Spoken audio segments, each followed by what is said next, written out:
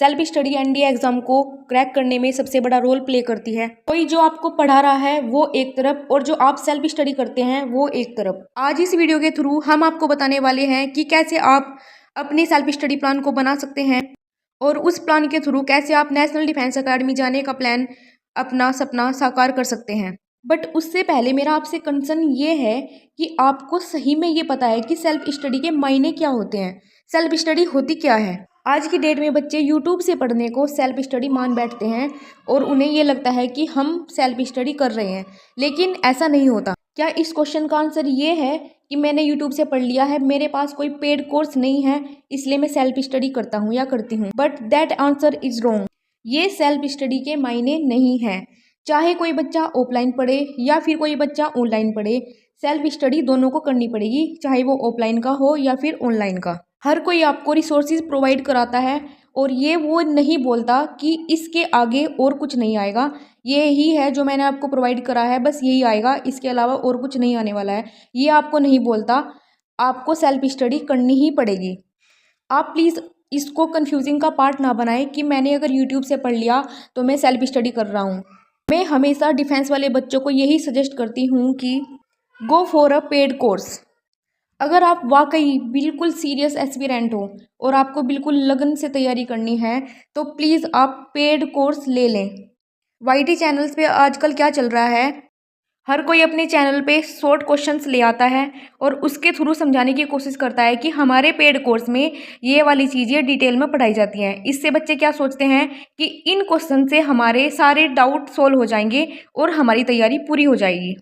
अगर आप paid batch से पढ़ोगे, या तो वो ऑफलाइन बैच हो या फिर ऑनलाइन बैच हो, उसमें क्या होगा, आपका जो यूट्यूब पे डिस्टर्बेंस होता है कि आपने 1 मिनट में आपने शॉर्ट्स देख ली या फिर 1 मिनट में वो जो आपकी वीडियो चल रही थी उसमें क्वेश्चंस आ रहे थे, उसके थ्रू दूसरी वीडियो चली गई, तो आपको क्या होता है, आपका ना तो ऐसे सिलेबस कंप्लीट हो पाता है और ना ऐसे आप आगे बढ़ पाते हो। अगर आपने ऑनलाइन या फिर ऑफलाइन कोई भी बैच या कोई पेड कोर्स परचेज किया है तो आप उसके थ्रू अपनी तैयारी को आगे बढ़ा सकते हैं। उसमें क्या होता है, आपको आपके टीचर बिल्कुल मेन्यू बना के देते हैं कि इसमें अब ये पढ़ाया जाएगा, अब आपको क्वेश्चन प्रैक्टिस कराए जाएंगे, अब आपको लर्न कराया जाएगा। ये वाली चीज़ें आपको सिर्फ पेड कोर्स में ही मिल सकती हैं, ना कि यूट्यूब पे। मैं आपको सर्कमलोकेशन में नहीं घुमा रही हूँ, मैं सीधी सीधी बात ये बता रही हूँ कि जो आपके जो यूट्यूब पे चैनल होते हैं, मैं किसी की बुराई नहीं कर रही हूँ, उन पे क्या होता है, आपको क्वेश्चंस के थ्रू प्रमोशन कराए जाते हैं कि ये क्वेश्चन है और हमारे पेड बैच का प्रमोशन हो रहा है, ऐसे करके हमें क्वेश्चन कराए जाते हैं। तो आप उस प्रमोशन का हिस्सा ना बने, या तो आप उसी टीचर का पेड कोर्स ले लें जो आपको अच्छे लग रहे हैं वाईटी पे, ना कि जो वाईटी पे ऑनलाइन क्लासेस डेली आ रही हैं उसका हिस्सा ना बने, ठीक है, क्योंकि वो उनका फाउंडेशन बैच का प्रोग्राम चल रहा है। ये मेरी खुद की सेल्फ स्टडी का ही नतीजा है कि मैं आपको ये बता रही हूँ कि आप यूट्यूब के चक्कर में ना फंसें, अपना पेड कोर्स ले लें और अपनी स्टडी को आगे बढ़ाएं, क्योंकि आपके पास ज़्यादा टाइम नहीं है, आपके पास सिर्फ 6 मंथ है और ये 6 मंथ कब 3 मंथ रह जाएंगे आपको पता ही नहीं चलेगा भाई। अब वो वाली बात तो हो गई आपकी सेल्फ स्टडी की, और यहाँ पे बात आती है आपकी सिलेक्ट योर रिसोर्सेज। आप किस रिसोर्स से पढ़ना चाहते हैं, यानी कि आप ऑनलाइन पढ़ना चाहते हैं या फिर ऑफलाइन पढ़ना चाहते हैं। अपने माइंड में बिल्कुल भी कंफ्यूज क्रिएट नहीं करना है कि अब आपने ऑनलाइन पढ़ लिया और 4 दिन बाद आपको ऑफलाइन की लग जाए। जो भी करना है, जब भी करना है, वो बिल्कुल सिलेक्ट कर लो कि ऑनलाइन या ऑफलाइन। ऑनलाइन तो ऑनलाइन पढ़िए, ऑफलाइन तो फिर ऑफलाइन पढ़िए। पार्ट है आपका सेट योर स्कोर टारगेट। तो स्कोर टारगेट की बात आप कैसे करेंगे, जैसे आपके मैथ्स है और आपका जीएटी है, जनरल एबिलिटी टेस्ट इसको बोलते हैं फुल फॉर्म में। मैथ्स में एनसीईआरटी है, उसके बेसिक्स वाले क्वेश्चन आते हैं।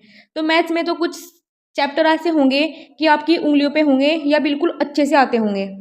एक बात यहाँ पे ये है कि जिसका मैथ्स ज़्यादा स्ट्रॉन्ग है या फिर जिसका जीएटी ज़्यादा स्ट्रॉन्ग है तो वो मैथ्स में ज़्यादा नंबर ले आएगा, या फिर जिसका जीएटी ज़्यादा स्ट्रॉन्ग है वो जीएटी में ज़्यादा मार्क्स ले आएगा।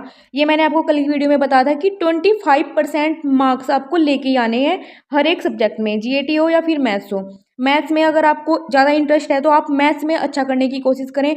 जीएटी में जैसे इंग्लिश, साइंस और जीके हो गया, जीके में पॉलिटी और हिस्ट्री। अब पॉलिटी के अंदर भी बहुत सारी बुक हैं, 3 टाइप से होके चलती है और हिस्ट्री में भी 3 टाइप से होके चलती है। जीएटी में एक बात और है कि आप इसमें कोई भी टॉपिक स्किप करके नहीं चलोगे। अगर आपने स्किप कर दिया तो क्या होगा, एनडीए हो या फिर सीडीएस हो, आपको बिल्कुल पता नहीं होता कि ये वाला टॉपिक जैसे उपराष्ट्रपति या राष्ट्रपति हो गया, ये तो चलो आते ही हैं। हाई कोर्ट, ये वाली चीज़, सुप्रीम कोर्ट से ज़्यादा क्वेश्चन आ गए और हाई कोर्ट से कम क्वेश्चन आ गए। मतलब आपने कहीं पे भी देखा होगा, किसी वेबसाइट पे सर्च किया होगा कि सुप्रीम कोर्ट से 10 क्वेश्चन आते हैं, तो मैंने इसको पढ़ लिया और मैंने क्या किया, हाई कोर्ट को स्किप कर दिया। तो क्या होगा, कुछ पता नहीं है कि एनडीए क्या करने वाला है, किस लेवल तक जाने वाला है, किस लेवल पे वो आने वाला है या किस लेवल को वो छोड़ने वाला है। ठीक है, तो यानी कि हाई कोर्ट से उसने 10 मार्क्स का ले लिया और सुप्रीम कोर्ट से उसने एक भी क्वेश्चन नहीं लिया। तो आपको ये नहीं करना, पॉलिटी के सारे टॉपिक स्किप नहीं करने हैं, सारे लेके चलनी। हिस्ट्री के लिए मैं बोलती हूँ कि मेन टॉपिक आप कर लेना। साइंस की बात करें तो बायोलॉजी, फिजिक्स और केमिस्ट्री, ये आपकी 9th 10th एनसीईआरटी लेवल की आती हैं। 9th और 10th से ही सीडीएस, एनडीए से बड़ा एग्जाम है, उसी में से क्वेश्चन आते हैं और आगे भी आएंगे। लेकिन ये बात सच है कि कौन सा लेवल वो देने वाला है, कौन सा नहीं, कितने वो क्वेश्चन हार्ड करने वाला है, कितने वो छोड़ने वाला है, ये बिल्कुल पता नहीं होता। ये तो आपको एग्जाम में बैठ के ही पता चलेगा।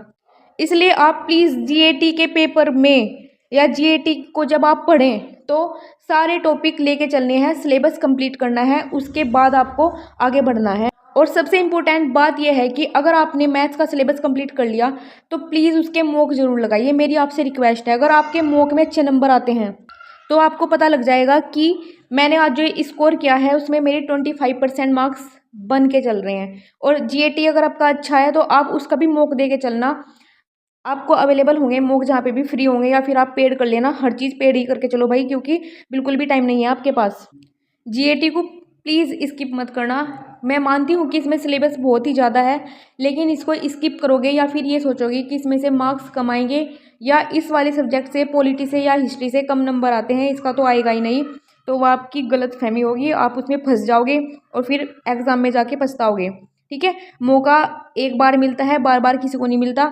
तो मेरे समझाने का मोटिव यही था इस वीडियो के थ्रू कि आप अपने नेशनल डिफेंस एकेडमी के लिए जो भी कर सकते हो भाई, जी जान लगा दो। 6 महीने हैं आपके पास, और ज़्यादा नहीं है। 6 महीने कब निकल जाएंगे किसी को पता नहीं चलेगा। एक कोने में बैठ जाओ, अपनी कुर्सी की पेटी बांध लो भाई कि आपको एक टेबल चाहिए, जो भी चाहिए आपको, बस आज या कल में अपना ये सब बिल्कुल टारगेट फिक्स करके बैठ जाओ। एनडीए से रिलेटेड जो भी मुझे इन्फॉर्मेशन आती है या फिर मैंने जो भी एक्सपीरियंस किया है वो मैं आपके साथ शेयर करती जाऊंगी आगे वाली वीडियो में। Thanks for watching my video.